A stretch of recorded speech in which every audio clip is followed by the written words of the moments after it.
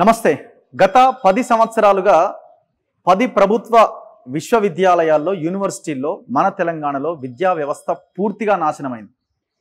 ఉన్నత విద్య లేదు, పరిశోధనలు లేవు, వీసీల నియామకం సరైన సమయంలో చేపట్టకపోవడం వల్ల ఈ పరిస్థితి, బడ్జెట్ కేటాయించకపోవడం వల్ల ఈ పరిస్థితి, రిక్రూట్మెంట్ జరపకపోవడం వల్ల ఈ పరిస్థితి. సో ఇలాంటి అనేక అంశాల మీద మనం ఫోకస్ చేసినాం. ఈ సందర్భం ఎందుకు వచ్చిందంటే నేను ప్రస్తుతం ఉస్మానియా యూనివర్సిటీలో ఉన్నా. నా పక్కన ఉస్మానియా యూనివర్సిటీ ప్రొఫెసర్ కాసిం గారు ఉన్నారు. సార్ కూడా చాలా సందర్భాల్లో మన ఇంటర్వ్యూలో యూనివర్సిటీ ఎట్లా బాగుండాలి అన్న దాని విషయంలో ప్రభుత్వాలకి చాలా సలహాలు సూచనలు ఇచ్చారు. అన్ని గాలికి వదిలేశారు. ఇప్పుడు గవర్నమెంట్ మారింది, వైస్ ఛాన్సలర్ల పదవీ కాలం కూడా పూర్తయింది కాబట్టి వీసీల నియామకానికి సెర్చ్ కమిటీలని ప్రభుత్వం ఏర్పాటు చేసింది. ఈ మధ్యలో ఈ గ్యాప్లో తాత్కాలికంగా కొంతమంది ఐఏఎస్లకి 10 యూనివర్సిటీలకు సంబంధించిన తాత్కాలిక బాధ్యతలు అప్పగించింది. సరే, ఇది టెంపరీ. రాబోయే నెల 2 నెలల కాలంలో పర్మనెంట్ వీసీలని ఎంపిక చేయబోతున్నారు 10 యూనివర్సిటీలకి. సో ఈ యూనివర్సిటీల నియామకం అన్నది గత 10 సంవత్సరాలుగా టోటల్గా పొలిటికల్ ఇన్ఫ్లుయెన్స్ ఉన్న వాళ్ళకి, మంత్రి చుట్టాలకో లేకపోతే బంధువులకో పైసలకో ఏదో రకంగా వాళ్ళకి కట్టబెట్టిరు. దాంతో యూనివర్సిటీల్లో ఉన్న వీసీల మీద పెద్ద ఎత్తున రాజకీయ విమర్శలు వచ్చినాయి, కబ్జా ఆరోపణలు కూడా వచ్చినాయి కొంతమంది మీద. సో దీని నుంచి ఎట్లా బయటపడాలి, ప్రభుత్వం ఏం చేయాలి, ఇప్పుడు సెర్చ్ కమిటీలు వేసిన ప్రభుత్వం ఎవరిని ఎంపిక చేయాలి, దీని మీద మనం డిస్కస్ చేద్దాం. నా ముందు ప్రొఫెసర్ కాసిం సార్ ఉన్నారు, సార్తో మనం డిస్కస్ చేద్దాం. సార్ నమస్తే. నమస్తే సార్. సో మనం యూనివర్సిటీలోనే ఉన్నాము, చాలా సమయాల్లో చాలా సందర్భాల్లో మనం యూనివర్సిటీ బాగు గురించి మాట్లాడినాం. నాట్ ఓన్లీ ఉస్మానియా, టోటల్ 10 యూనివర్సిటీల గురించి. సో ఈ నిధులు, ఈ విద్యార్థుల చదువులు ఇవన్నీ ఒక్కసారి మనం పక్కన పెడితే యూనివర్సిటీ వీసీలకు ఇప్పుడు సెర్చ్ కమిటీలు వేశారు. ఎట్లాంటి వీసీని ఎన్నుకోవాలి, ప్రభుత్వం నియమించాలని మీరు అనుకుంటున్నారు? నేను ఈ విశ్వవిద్యాలయంలో 30 ఏళ్ళుగా ఉన్నాను. ఇక్కడ 30 ఏళ్ళు అంటే దాదాపుగా 8 మంది వీసీల సమయం ఇది. ఒక్కొక్క వీసీకి 3 సంవత్సరాలు వేసుకుంటే 8 మూల 24, ఇంకా ఇంకొక 6 ఏళ్ళు అంటే దాదాపు 10 మంది వీసీల కాలం ఇది. 10 మంది వీసీల కాలము నేను విద్యార్థిగా చూశాను. నిజాం కాలేజీలో డిగ్రీ చదువుతున్న రోజుల్లో అక్కడ నుంచి మొదలు పెడితే తర్వాత పీజీ, పిహెచ్డి, విద్యార్థి కాలం. తెలంగాణ స్టూడెంట్ ఫ్రంట్ సంఘం పెట్టి ఆ సంఘానికి నాయకుడిగా ఉన్న కాలం, అంటే విద్యార్థి సంఘం నాయకుడిగా ఒక కాలం చూసాను. తర్వాత 2004లో అధ్యాపకుడిగా చేరాక అప్పటి నుంచి ఇప్పటి వరకు అంటే 20 ఏళ్ల కాలం, 20 ఏళ్ల కాలం ఇది చూశారు.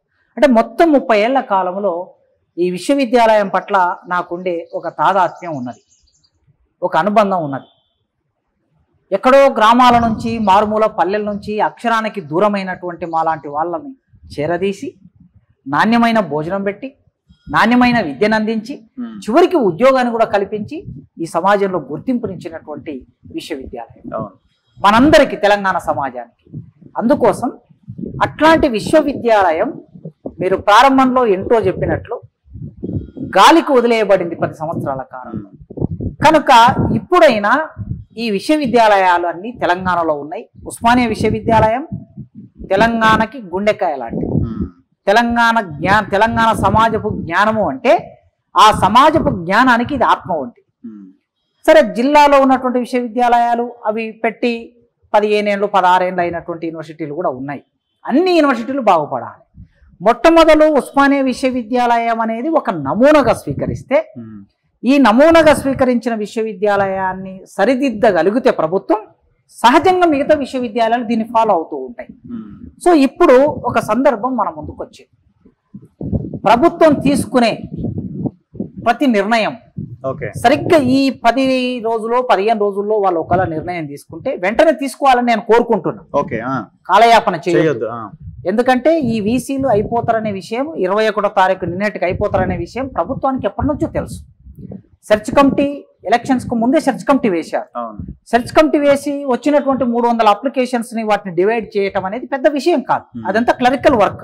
తర్వాత సెర్చ్ కమిటీ ముందుకు పేర్లు వచ్చిన తర్వాత ఆ పేర్లలో 3 పేర్లను తయారు చేసి ముఖ్యమంత్రి దగ్గరికి పంపిస్తే ముఖ్యమంత్రి క్యాబినెట్ ఆలోచించి క్యాబినెట్ గవర్నర్ కు పంపిస్తుంది. గవర్నర్ అట్లా ఒక పేరును టిక్ చేస్తుంది.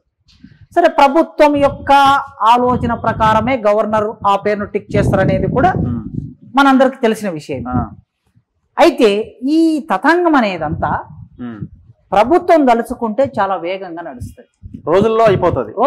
ఐ థింక్ నేను అనుకోవడం ఒక 5-6 రోజుల్లోనే కంప్లీట్ చేయొచ్చు ప్రభుత్వం అనుకుంటే, అంత వేగంగా చేయొచ్చు. అయితే నిన్న పదవి కాలం అయిపోయింది, ఇవాళ ఇప్పుడు మనం ఇంటర్వ్యూ చేసే సమయానికి దానకిషోర్ గారు ఇన్ఛార్జ్ వీసీగా మన ఉస్మానియా యూనివర్సిటీ ఛార్జ్ తీసుకుంటున్నారు అక్కడ అడ్మిన్ బిల్డింగ్ లో. మరి నేనేం కోరుకుంటున్నా అంటే వారం రోజులకు మించి దానకిషోర్ గారు ఇక్కడ ఉండే పరిస్థితి ఉండకూడదు, రెగ్యులర్ వీసీ రావాలని కోరుకుంటున్నాను. ఈ రెగ్యులర్ వీసీ ఎట్లా ఉండాలి? అసలు నా పాయింట్ ఏంటంటే ఈ 1 వీక్ లోపుగా వీళ్ళు చేస్తారనే నమ్మకం ఒకవేళ ఉంటే అసలు ఇన్ఛార్జ్ వీసీని అక్కర్లేదు కూడా కదా. నిజానికి 5-6 రోజులు కంప్లీట్ చేసేస్తున్నప్పుడు మనకి పాత వీసీలను కూడా ఎక్స్టెండ్ చేసిన సందర్భాలు ఉన్నాయి. వాళ్ళకు ఛార్జ్ ఇచ్చి ఇంకొక వారం రోజులు కంటిన్యూ కావాలి అట్లా కూడా ఉన్నాయి. మరి ఇన్ఛార్జీలను ఇచ్చారంటేనే డిలే అవుతుంది, అనుమానాలకు తావు ఉంటుంది. సరిగ్గా తెలంగాణ నుంచే మాట్లాడుకుందాం మనం, అంతకు పూర్వం వదిలేసి. 2014లో తెలంగాణ రాష్ట్రం ఏర్పడింది జూన్ 2వ తారీఖు నాడు. 2014 జూలైలో ముందు కాంగ్రెస్ ప్రభుత్వం నియమించిన ప్రొఫెసర్ సత్యనారాయణ సారు పదవి కాలం అయిపోయింది ఉస్మానియా యూనివర్సిటీకి. దాదాపు అన్ని యూనివర్సిటీల్లో కూడా అదే సమయంలో పదవి కాలం అయిపోయింది. 14 జూలైలో పదవి కాలం అయిపోతే వెంటనే జూలైలోనో ఆగస్టులోనో కొత్త వీసీలు రావాలి. కానీ ఆనాటి ప్రభుత్వం కొత్త వీసీని నియామకం చేయడానికి 2016 జూలై తీసుకున్నది. అంటే 2 సంవత్సరాల కాలం పట్టింది. ఒక వీసీని నియమించడానికి ఒక ప్రభుత్వము 2 సంవత్సరాల సమయం పట్టింది. మళ్ళీ 2016 జూలైలో అపాయింట్ అయినటువంటి ప్రొఫెసర్ రామచంద్రన్ గారు వారి పదవీ కాలం 2019లో ముగిసింది. 2019లో ముగిస్తే కొత్త వీసీలు రావడానికి 2021 మే 24 అయింది. అంటే మళ్ళీ 2 సంవత్సరాలు పట్టింది. అంటే గత ప్రభుత్వం యొక్క ఉదాసీనత, పట్టింపు లేనితనం, నిర్లక్ష్యం మనకి వీసీల నియామకంలో కొట్టొచ్చినట్లు కనిపిస్తుంది. మరి ఈ ప్రభుత్వం కూడా ఈ అన్ని అంశాల మీద విమర్శ పెట్టినటువంటి ఈ ప్రభుత్వం, విమర్శ పెట్టినటువంటి ఇప్పుడు ముఖ్యమంత్రి గారు కూడా మరి అదే పరిస్థితిని కొనసాగిస్తే విశ్వవిద్యాలయాలు మరోసారి అన్యాయానికి గురి కాబోతాయి. అందుకే వెంటనే ఒక వారం 10 రోజుల్లో సెర్చ్ కమిటీ పడింది. ఒక చిన్న సాంకేతిక సమస్య ఏముంటుందంటే ఈ సెర్చ్ కమిటీలో యూజీసీ చైర్మన్ కూడా ఉంటారు. యూజీసీ చైర్మన్ అన్ని కమిటీల, అన్ని యూనివర్సిటీ కమిటీల సమావేశానికి వెంటనే రాకపోవచ్చు, ఆయన సమయం కూడా అనుకూలించకపోవచ్చు, ఎందుకంటే దేశవ్యాప్తంగా అన్ని యూనివర్సిటీలను చూడాలి కనుక. అయితే ఆయన తరపున ఇంకొక సీనియర్ ప్రొఫెసర్ను ఆయన ప్రతినిధిగా కూడా పెట్టే అవకాశం ఉంటుంది. సో ఆ విధంగా సెర్చ్ కమిటీ ఆల్రెడీ బయటకు వచ్చింది. నేను మన సాక్షిలో చూశాను, ఆయా యూనివర్సిటీలకు సెర్చ్ కమిటీ నియామకం కూడా జరిగింది. అయితే నా మొదటి ఆలోచన నేను ఎక్కడి నుంచి మొదలవుతున్నా అంటే మీరు అడిగిన ప్రశ్నకి, సెర్చ్ కమిటీ అనేది 3 పేర్లని నిర్ణయిస్తుంది. వందలాది మందిలో నుంచి 3 పేర్లను ఎంపిక చేస్తుంది. ఈ 3 పేర్లను ఎంపిక చేసే సెర్చ్ కమిటీ నిర్మాణంలోనే నాకు అనుమానాలు ఉన్నాయి. ఈ సెర్చ్ కమిటీ నిర్మాణంలో ఉన్నటువంటి 1-2 ప్రొఫెసర్లు గత 20 సంవత్సరాలుగా వారే ప్రభుత్వ విధానంలో, కాంగ్రెస్ ఉన్న వాళ్ళే ఉంటారు, టిఆర్ఎస్ ఉన్న వాళ్ళే ఉంటారు, బీజేపీ ఉన్న వాళ్ళే ఉంటారు. ఓయూ అంటున్నారా? టోటల్ ఓయూకు యూనివర్సిటీకి ఒక సెర్చ్ కమిటీ ఉంటుంది కదా? ఒక్క యూనివర్సిటీకి ఒక్కొక్క సెర్చ్ కమిటీ ఉంటుంది. ఏ సెర్చ్ కమిటీ మీద మీకు అనుమానం ఉంది? ఒక్క తెలంగాణ యూనివర్సిటీ సెర్చ్ కమిటీ, తర్వాత Telugu university search committee, Satavahana university search committee, ఇట్లా ఒక 2-3 యూనివర్సిటీల సెర్చ్ కమిటీలో ఒక 2 పేర్లు రిపీటెడ్గా వచ్చాయి. ఈ 2 రిపీటెడ్గా వచ్చినటువంటి వాళ్ళు మా ఉస్మానియా యూనివర్సిటీ సీనియర్ ప్రొఫెసర్లు, వాళ్ళు ఇక్కడనే పనిచేసి రిటైర్డ్ అయ్యారు. ఒక ఆయన గుల్బర్గా యూనివర్సిటీ సెంట్రల్ యూనివర్సిటీకి వైస్ ఛాన్సలర్గా ఉన్నారు. అయితే ఇందులో వీళ్ళు టిఆర్ఎస్ గవర్నమెంట్ ఉన్నప్పుడు ఆ ప్రొఫెసరే అన్ని కమిటీలలో చైర్మన్ గానో లేకపోతే కమిటీ సభ్యుడుగానో ఉన్నాడు. మరి కాంగ్రెస్ గవర్నమెంట్ వచ్చినా కూడా ఆయనే ఉన్నాడు. ఓకే, ఇది ఒకటి. రెండవది, ఇంకొక సెర్చ్ కమిటీ మెంబరు ఇక్కడ ఉన్న ఒక ఉపాధ్యాయ సంఘానికి నాయకుడిగా పనిచేశాడు, ఉస్మానియా యూనివర్సిటీ ఉపాధ్యాయ సంఘానికి. ఆయన ఇక్కడ జరిగినటువంటి ఒక మత సంబంధమైన ఆర్గనైజేషన్ సమావేశాలన్నిటికీ అధికారికంగా హాజరయ్యాడు. అన్ని ఫోటోలు కూడా బయటకు వచ్చాయి. ఆయన ఎమ్మెల్సీ ఎన్నికల్లో బీజేపీ పార్టీకి సపోర్ట్ చేయమని పిలిపించాడు. అట్లాంటి ఒక ప్రొఫెసరు గుల్బర్గా యూనివర్సిటీ సెంట్రల్ యూనివర్సిటీకి వైస్ ఛాన్సలర్, ఆయన 2 యూనివర్సిటీలకు సెర్చ్ కమిటీలో ఉన్నాడు. అంటే బీజేపీ భావజాలానికి దగ్గరగా ఉన్నటువంటి ఒక ప్రొఫెసరు కాంగ్రెస్ గవర్నమెంట్ వేసిన సెర్చ్ కమిటీలలో 2 యూనివర్సిటీల కమిటీలలో మెంబర్గా ఉన్నాడు. ఏమిటి ఇది? ఏమర్థం చేసుకోవాలి అంటే తెలంగాణలో సీనియర్ ప్రొఫెసర్లు లేరా, మేధో సంపన్నులు లేరా, పాఠాలు బాగా చెప్పిన వాళ్ళు లేరా? ఎందరో ఉన్నారు. నిజాయితీగా ప్రజాస్వామికంగా కొన్ని విలువల మీద ఆధారపడి. సెర్చ్ కమిటీకి ఏమైనా ఉందా సార్? అంటే దానికి ఏమైనా కండిషన్స్ ఉన్నాయా?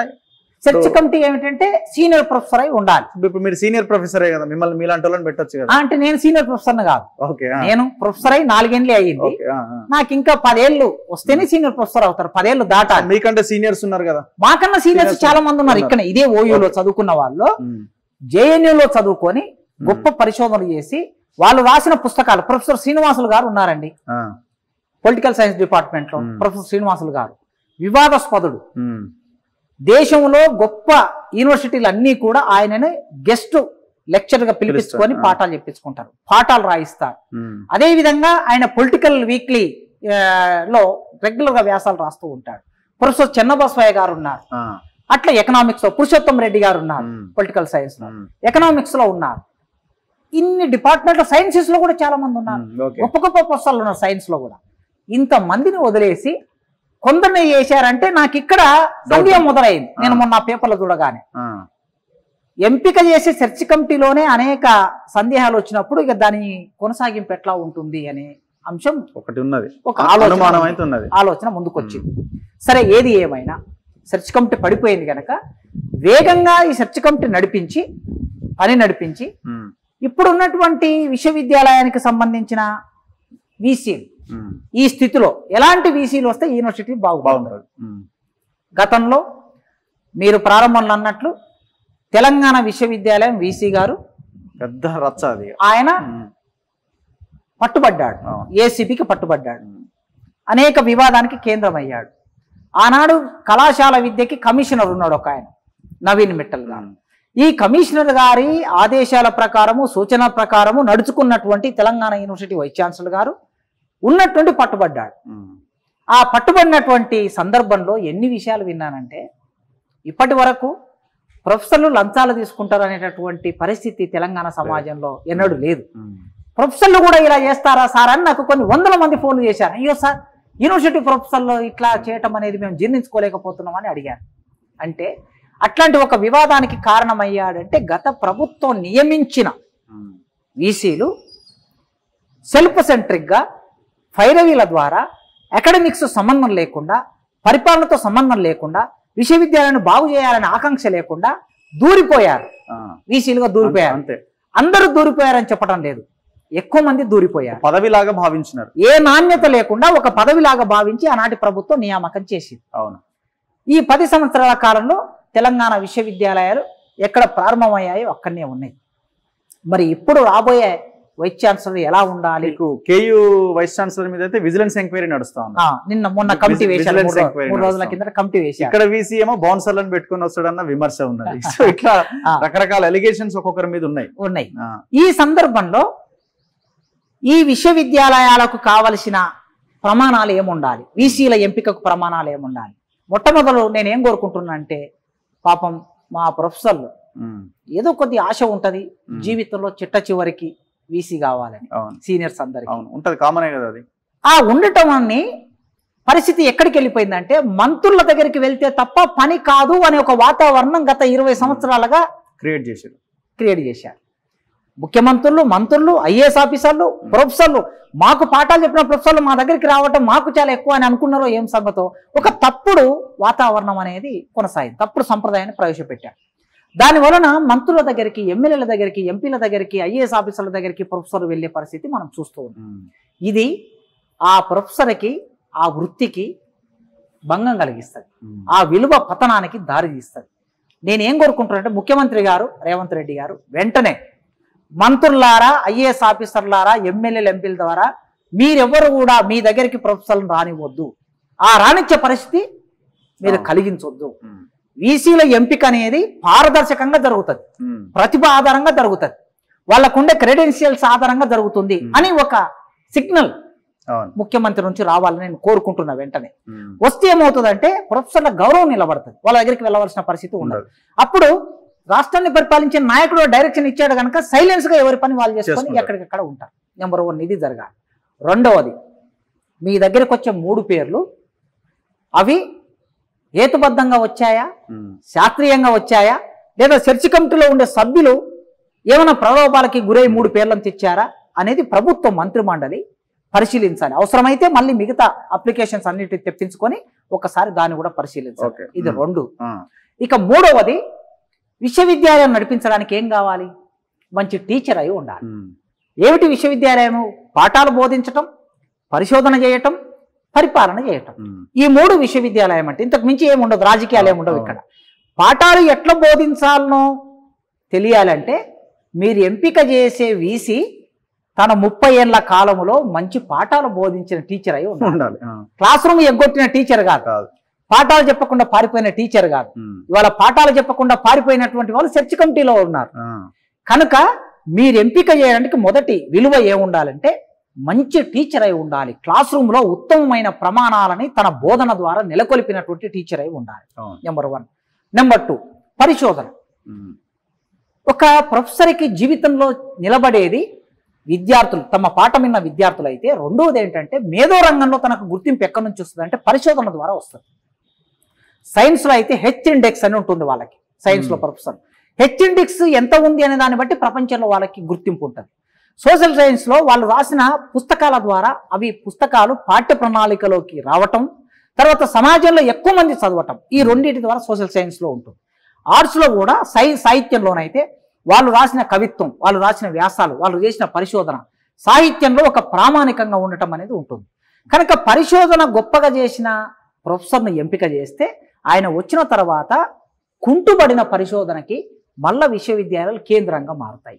పరిశోధన తెలియని వాళ్ళకి వీసీలుగా ఇస్తే పరిశోధన అది ఎక్కడ వేసిన గొంగడ ఎక్కడగా మారుతుంది. ఇది 2వది. ఇక 3వది, పాలకుడు అంటే ఎట్లా ఉండాలి?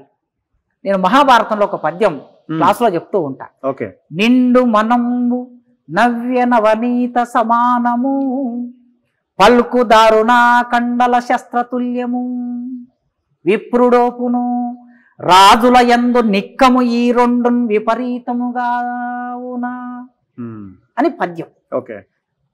ఒక రాజుకు ఒక ఋషికి ఇద్దరి మధ్యన చర్చ జరుగుతుంది. ఋషి రాజుకు శపిస్తాడు. ఏమని శపిస్తాడంటే నువ్వు గుడ్డివాడు అవుదువుగాక అని శపిస్తాడు. ఈ రాజు ఈడు కూడా బలవంతుడే. ఈ రాజు పౌరుషుడు అనే రాజు. ఈ రాజు ఏమంటాడు, నీకు పిల్లలు కలగకుండా ఉందువుగాక అని ఈయన చెప్పిస్తాడు.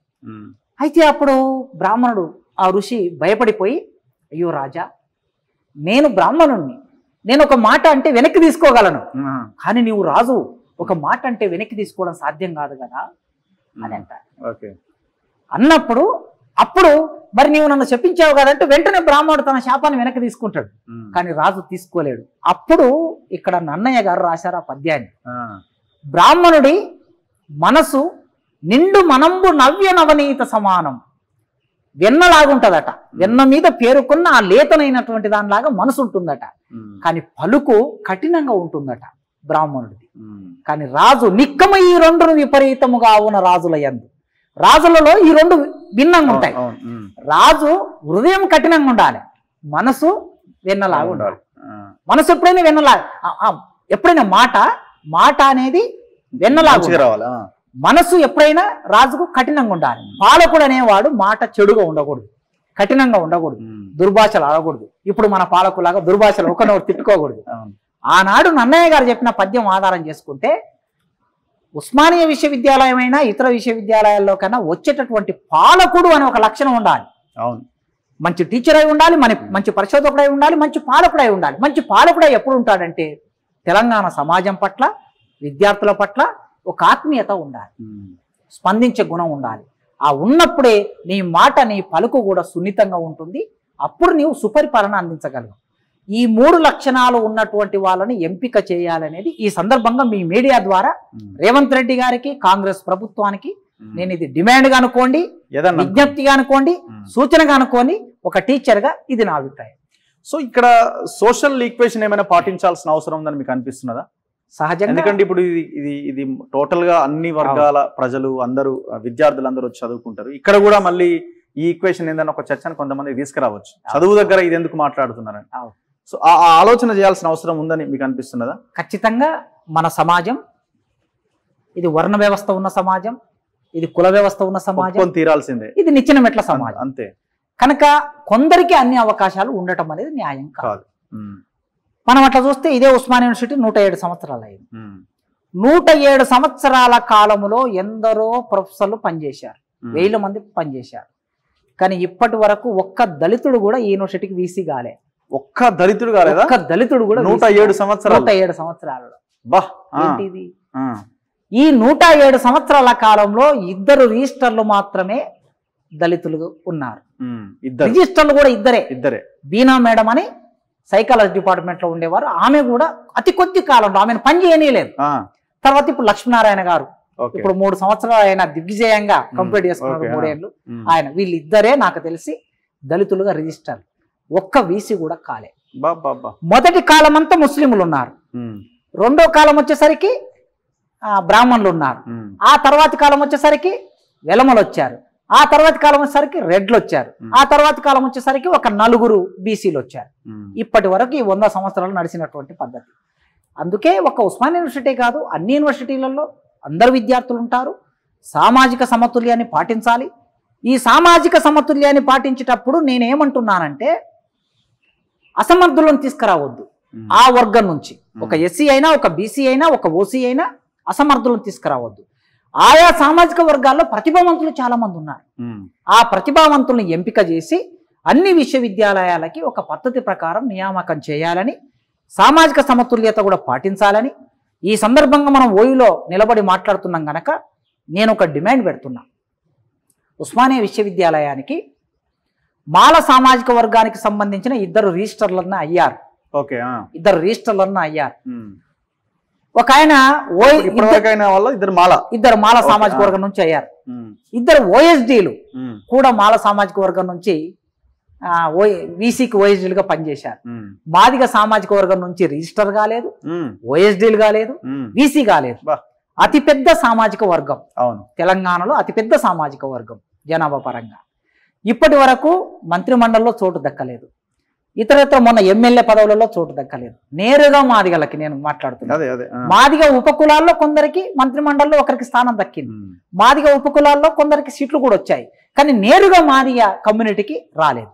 ఈ సందర్భంగా ఒక అవకాశం, ఈ ఉస్మానియా విశ్వవిద్యాలయంలో మాదిగ కమ్యూనిటీ నుంచి చదువుకొని మంచి ప్రతిభావంతంగా ఉండి పరిశోధనలు చేసి మంచి టీచర్గా పేరు ప్రఖ్యాతులు పొందినటువంటి వాళ్ళు ప్రభుత్వానికి ఆయా సందర్భాల్లో కావలసిన సూచనలు, అది మున్సిపల్ అడ్మినిస్ట్రేషన్ కావచ్చు, లేదా నీటి సప్లైకి సంబంధించింది కావచ్చు, టెక్నాలజీకి సంబంధించింది కావచ్చు, వివిధ రంగాల్లో ఎంతో సేవ చేసిన వాళ్ళు యూనివర్సిటీలో ఉన్నారు. అట్లాంటి వాళ్ళకి ఈసారి అవకాశం కల్పించాలని నేను కోరుకుంటున్నాను. ఉన్నారా అట్లా అప్లై చేసుకున్న వాళ్ళు? ఉన్నారా? ఖచ్చితంగా అన్ని కమ్యూనిటీల నుంచి ఉన్నటువంటి వాళ్ళు ఉన్నారు. మాది కమ్యూనిటీ నుంచి కూడా అప్లై చేసినటువంటి వాళ్ళు ఉన్నారు. అతిపెద్ద విశ్వవిద్యాలయం గనక ఆ అవకాశం పోయినసారి వచ్చినటువంటి వీసీ పదవులలో 2021లో ఇచ్చినప్పుడు ఒక్క మాదిగకు కూడా వీసీ ఇవ్వలేదు. అంటే నేను మాదిగకి వీసీ ఇవ్వాలని అడుగుతున్నానంటే నేను మాదిగ కనుక డిమాండ్ చేస్తున్నా అనే అర్థంలో కొద్దిమంది అర్థం చేసుకునే అవకాశం ఉంటుంది. నేను సామాజిక కోణంలో మాట్లాడుతున్నాను. నేను అన్ని కులాలకి ఇవ్వాలని కోరుకుంటాను. బీసీలలో కూడా ఇవ్వాల్సి వస్తే ఒక చాకలికి, ఒక మంగలికి, ఒక కుమ్మరికి, ఒక కమ్మరికి ఇవ్వాలని కోరుకుంటా. ఇప్పటి వరకు ఇక్కడ యాదవులు పరిపాలన చేశారు, పద్మశాలీలు పరిపాలన చేశారు. ఇట్లా చూసుకుంటే అంటే కొన్ని కులాలు ఇంకా వెనుకబడిన బీసీలలో వెనుకబడిన కులాలు ఉన్నాయి, వాళ్ళకి అవకాశం ఇవ్వాలని కోరుకుంటాం. అదేవిధంగా అగ్ర కులాల్లో కూడా అంటే రెడ్లకు అవకాశం వచ్చింది, వెలమలకి అవకాశం వచ్చింది, బ్రాహ్మణులకి అవకాశం వచ్చింది. వీళ్ళే కాకుండా మిగతా కులాలకు కూడా ఆ ఓసీలో ఉన్నటువంటి మిగతా కమ్యూనిటీ ప్రొఫెసర్లు కూడా చాలా మంది ఉన్నారు. వెలుగులోకి రారు కొద్ది మంది. వాళ్ళు ఏంటంటే టీచింగ్ చేయడం, పరిశోధన చేయడం ఇవి చేసుకుంటూ వెళ్తూ ఉంటారు, డిపార్ట్మెంట్ పనులు చేసుకుంటారు. ఫైరవి చేసుకోలేరు, బయటికి వెళ్ళి ఎవరిని అడగలేరు, ఏ మంత్రి దగ్గరికి వెళ్ళలేరు. కొద్దిమంది అన్ని అవకాశాలు ఉండి అర్హతలు ఉండి అప్లై చేసుకునే వాళ్ళు కూడా ఉన్నారు. నిజంగా ప్రభుత్వం అనుకుంటే అప్లై చేసుకునే వాళ్ళను కూడా అప్లికేషన్ ఇన్వైట్ చేసి ఇచ్చే సంప్రదాయం ఒకటి ఉంటుంది మనకి. ఈ కోణంలో ఈ ప్రభుత్వం ఆలోచిస్తేనే తెలంగాణలో ఉన్న విశ్వవిద్యాలయాల్లో నాణ్యమైన విద్యని మళ్ళీ మనం పునర్జీవింపచేయగలమనే ఒక ఆశ నాకున్నది. అంటే ఇది ఇప్పుడు బేసిక్ గా ఉస్మానియా, కాకతీయ ఇట్లాంటి యూనివర్సిటీలు పొలిటికల్ కేంద్రాలుగా మారిపోయినట్టుగా కనిపిస్తుంది ఈక్వేషన్ చూస్తే. ఎప్పుడు ఏదో ఒక గొడవ, ఒక ఐడియాలజికల్ వార్, సో ఇవే హైలైట్ అవుతా ఉంటాయి. సరే విద్య, బోధన ఇవన్నీ కూడా ఒకవైపున నడుస్తుంటే ఇవి కూడా జరుగుతూ ఉంటాయి. రాబోయే తెలంగాణ పాలిటిక్స్ లో బీఆర్ఎస్ ఇప్పుడున్న సిచ్యువేషన్ దాని ప్రకారం చూస్తే భవిష్యత్ అంతా కాంగ్రెస్ బీజేపీ వార్ లాగా కనబడతా ఉన్నారు. సో ఇప్పుడు రాబోయే వీసీకి కూడా ఒక కత్తి మీద సామే. ఈ ఐడియాలజికల్ వార్ లోపల వీసీ పలు కీలక నిర్ణయాలు తీసుకునే అవకాశం కూడా ఉంటది. సో ఇది కత్తి మీద సామే ఒక రకంగా చెప్పాలంటే దీన్ని ముందుకు తీసుకెళ్లడం అన్నది. నిజానికి ఎట్లాంటి వాళ్ళు దీన్ని డీల్ చేయగలుగుతారు? నిజానికి ఒక మంచి ప్రశ్న మీరు చర్చలోకి తీసుకొచ్చారు. అనివార్యమైన ప్రశ్న, అవసరమైన ప్రశ్న తీసుకొచ్చారు. అవును, ఇవన్నీ ఒక ఎత్తు అయితే అసలు ఇది కేంద్రం అవుతుంది. ఇప్పుడు ఉస్మానియా విశ్వవిద్యాలయం అయినా, కాకతీయ అయినా ప్రధానంగా 2 పెద్ద యూనివర్సిటీలు. 1970లో కాకతీయ ఏర్పడింది, 1917లో ఉస్మానియా ఏర్పడింది. కనుక ఈ పెద్ద సెంటర్స్. ఇక్కడ నుంచి ఏదైనా బయటికి వెళ్ళడానికి తెలంగాణ ఉద్యమం జరిగినప్పుడు లేదా విద్యార్థి సంఘాల ఎన్నికలు ఉన్న రోజుల్లో రాజకీయ పార్టీలకి వేదికలుగా ఉస్మానియా విశ్వవిద్యాలయం ఉండేది. అయితే ఆ రోజుల్లో 65, 70, 75, 80 వరకు 85 వరకు రాజకీయ సెంటర్ అయ్యేది. కానీ ఆ రోజుల్లో ఎట్లుండేదంటే విద్యార్థులు రాజకీయాలు చేస్తున్నారంటే మేధస్సులో కలిగినటువంటి విద్యార్థులు, ప్రతిభ కలిగిన విద్యార్థులు రాజకీయం చేస్తూ ఉండేవారు. జార్జి రెడ్డి మనకు ఒక నమూనా. జార్జి రెడ్డి ఆనాడు ఒక విద్యార్థి సంఘానికి నాయకుడు. జార్జి రెడ్డి ఫిజిక్స్ డిపార్ట్మెంట్ లో gold medalist. George Reddy paper దిద్దినటువంటి బాంబేలో ఒక ప్రొఫెసరు అక్కడి నుంచి జార్జి రెడ్డిని కలవాలని వచ్చాడు. ఆయన ఎంఏ పేపర్ దిద్దిన ఒక ప్రొఫెసర్ జార్జి రెడ్డిని కలవడం కోసం వచ్చాడు. ఇట్లాంటి గొప్ప విలువని ఇక్కడ ప్రోధి చేసిన విద్యార్థి సంఘ నాయకులు ఉన్నారు. సంతోష్ రెడ్డి ఇక్కడనే ఫిలాసఫీ డిపార్ట్మెంట్ లో చదువుకున్నాడు, ఎంఏ ఫిలాసఫీ.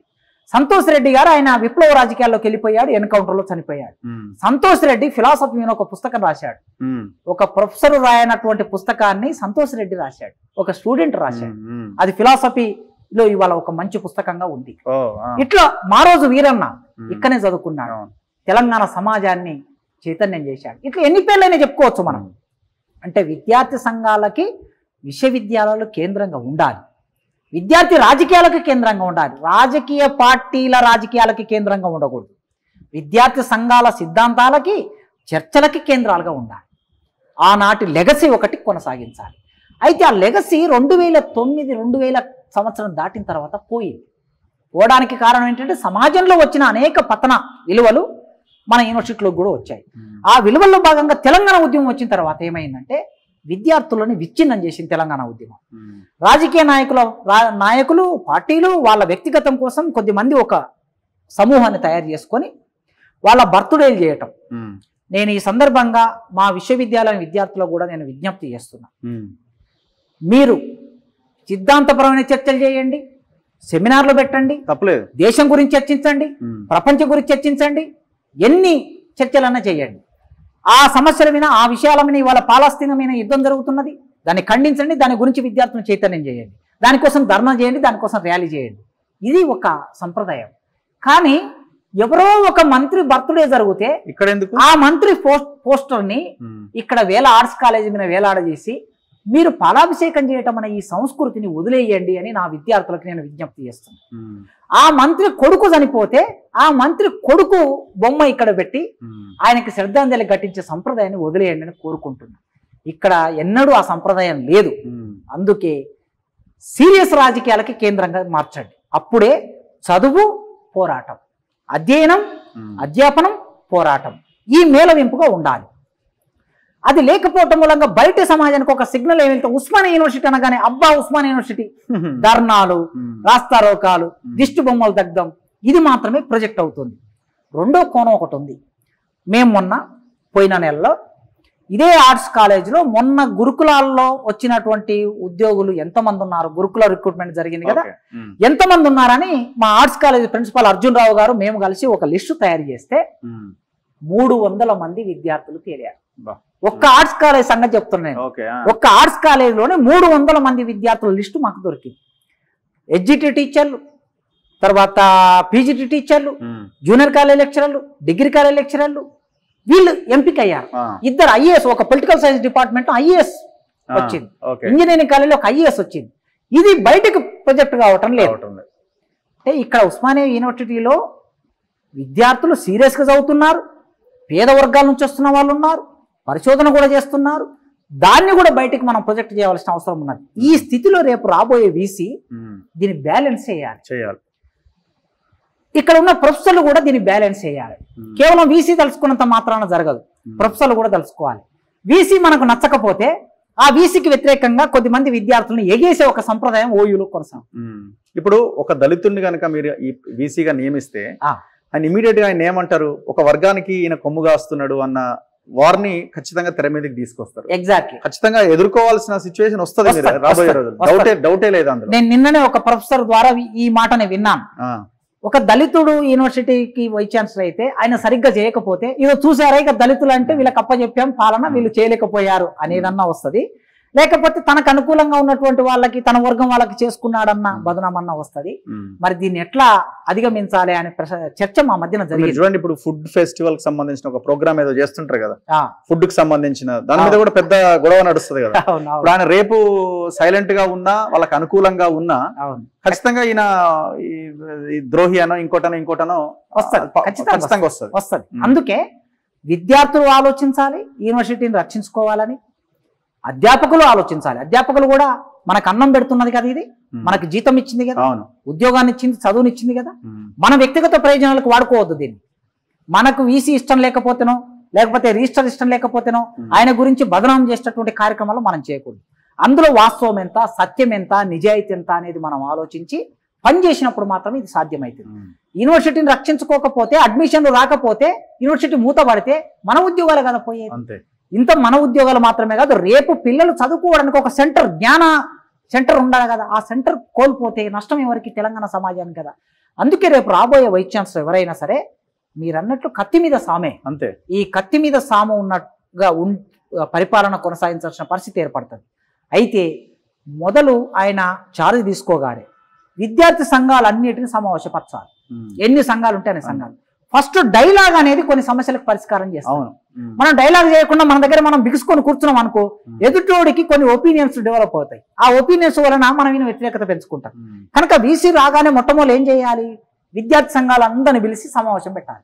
సమావేశం పెట్టి ఈ యూనివర్సిటీని ఎట్లా బాగు చేద్దాం చెప్పండి. నాకు వ్యక్తిగత ప్రయోజనం ఏమీ లేదు, ఈ యూనివర్సిటీ నా ప్రయోజనం, బడ్జెట్ ఎంత వస్తుంది, నిధులు ఏమున్నాయి, నేను ఓపెన్ గా డిస్ప్లే చేస్తాను, అంతే. దీన్ని ఎట్లా ఖర్చు పెడుతున్నా, దేనికి ఎంత ఖర్చు చేశానో ఓపెన్ గా ప్రతి నెల నేను డిస్ప్లే చేస్తాను. ప్రతి కాలేజీ ప్రిన్సిపాల్ కూడా డిస్ప్లే చేస్తాడు. ఎక్కడ అవినీతి ఉండే అవకాశం లేదు. మీరు కూడా రెగ్యులర్ టాస్క్ వెళ్ళాలి. హాస్టల్లో నాన్ బోర్డర్లు ఉండకూడదు, నాన్ బోర్డర్లు తినటం మూలంగా నిజమైన బోర్డర్లకి అది భారం కాకూడదు అనే విషయాన్ని విద్యార్థి సంఘాల నాయకులతో మాట్లాడాలి. రెండో స్టెప్ ఏంటంటే ప్రతి హాస్టల్లో మీటింగ్ పెట్టాలి. ప్రతి హాస్టల్లో మీటింగ్ పెట్టి వైస్ ఛాన్సలర్ ఆ విద్యార్థుల అభిప్రాయాన్ని తీసుకోవాలి. ఆ తర్వాత మూడో దశ అధ్యాపకుల దగ్గరికి రావాలి. అధ్యాపకులందరిని పిలిచి మీటింగ్ పెట్టాలి. అందరు పిలిచి మీటింగ్ పెట్టి అధ్యాపకుల అభిప్రాయాన్ని తీసుకోవాలి. ఆ తర్వాత నాన్ టీచింగ్తో మీటింగ్ పెట్టాలి. 4 విడతల సమావేశాలు జరిపిన తర్వాత ఆ ఒపీనియన్స్ అన్నిటిని తీసుకొని ఆ ఒపీనియన్స్ను అమలు చేయడానికి కావలసిన ఒక కార్యాచరణ రూపొందించుకొని వైస్ ఛాన్సలర్ ముందుకెళ్ళాలి. ఎక్కడైనా సమస్య వస్తుందంటే ఇమ్మీడియట్గా వైస్ ఛాన్సలర్ అక్కడికి రావాలి. గతంలో మేము పెద్దవాళ్ళు మా సీనియర్స్ చెప్తే వినేవాళ్ళం. ఏ హాస్టల్లో విద్యార్థికి ఏదైనా సమస్య వచ్చిందంటే వైస్ ఛాన్సలర్ తన లాడ్జ్ నుంచి నేరుగా ఏ హాస్టల్ రూమ్కి వెళ్ళి రూమ్ లో కూర్చొని మాట్లాడేవాడట. మరి ఎందుకు ఇప్పుడు వీసీలు ఎందుకు రారు అట్లా? నిన్నటి వరకు నువ్వు పాఠం చెప్పినోడువే కదా, నీ పిల్లలే కదా వీళ్ళు. అంటే నీ పిల్లలు నిన్నేమో చేస్తారని ఒక భయానికి నువ్వు గురి అవుతున్నావు అంటే నువ్వు తప్పు చేస్తున్నావు అని. ఒకవేళ నువ్వు తప్పు చేయకుండా ఉండి కూడా పిల్లలు ఏమైనా చేసిండ్రు అనుకో, వాళ్ళు దురుద్దేశంతో చేసిండ్రు అనేది కూడా బయటకు వస్తుంది కదా. కనుక ఆర్ట్స్ కాలేజ్ దగ్గర ధర్నా అయితే నేరుగా వీసీ వచ్చి మాట్లాడు, ఏం నీకేం కావాలి అడుగు. లేదా నీ దగ్గరికి వస్తే అడ్మినిస్ట్రేటివ్ బిల్డింగ్ కి విద్యార్థులు రాస్తా రోకగా వెళ్ళేటటువంటి ర్యాలీగా వెళ్ళి అడ్మినిస్ట్రేటివ్ బిల్డింగ్ మీద దాడి చేసే పరిస్థితి కలగకూడదు. అంటే ఎక్కడ పరిష్కారం కావాలి? ఆర్ట్స్ కాలేజ్ దగ్గర సమస్య ఉంటే ఇక్కడ పరిష్కారం చేయి, సైన్స్ కాలేజీలో పరిష్కారం ఉంటే అక్కడ చేయి, నిజాం కాలేజ్ అయితే అక్కడ చేయి. అట్లా సమస్యని ఎక్కడివక్కడ పరిష్కారం చేస్తే అడ్మినిస్ట్రేషన్ మీద ఒత్తిడి తగ్గుతుంది. ఈ పద్ధతి, ఈ స్నేహపూర్వకమైన వాతావరణాన్ని నెలకొల్పుకున్నప్పుడు, అన్ని వర్గాలను సమన్వయం చేసుకున్నప్పుడు రాబోయే వీసీ ఇక్కడ విద్యా ప్రమాణాలను పెంపొందించగలడు తప్ప, లేకపోతే ఒంటెత్తు పోగడబోతే నియంతృత్వమైన ఆలోచనలు చేస్తే ఇక్కడ పరిపాలన చేయటం అనేది అసాధ్యం.